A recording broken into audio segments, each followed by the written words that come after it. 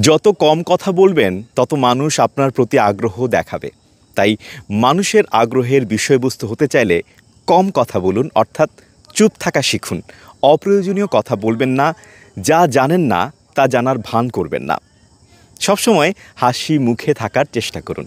একটি হাসি মাখা মুখ সকলেরই ভালো লাগে। মুখ গোমড়া করে বসে থাকবেন না।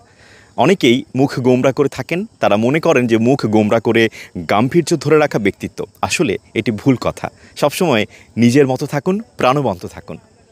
আপনার তুলনায় যিনি সিনিয়র তার পাশে বসার সময় কখনো পায়ের উপর পা তুলে বসবেন না, ভদ্রতার সঙ্গে বসুন। কেউ কথা বলছে তার মাঝখানে কথা বলে উঠবেন না, ভদ্রতার সঙ্গে মনোযোগ দিয়ে তার কথা শুনুন, তারপর নিজের কথা বলুন। মানুষের সঙ্গে পরিচিত হতে গেলে নিজেই হ্যান্ডশেকের জন্য হাত বাড়িয়ে দিন, অন্যের দিকে তাকিয়ে থাকবেন না। আমাদের অনেকের এমন ধরনের একটা ভাব আছে, না ওই মানুষটা আগে আমার সঙ্গে পরিচিত